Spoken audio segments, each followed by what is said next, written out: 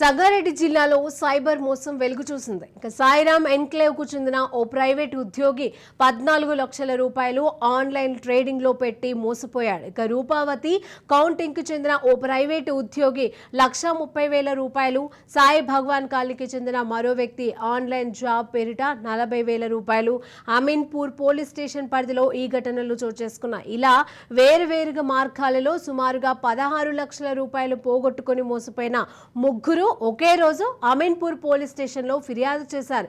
ఈ మేరకు కేసు నమోదు చేసుకున్న సైబర్ క్రైమ్ పోలీసులు దర్యాప్తును చేపట్టారు.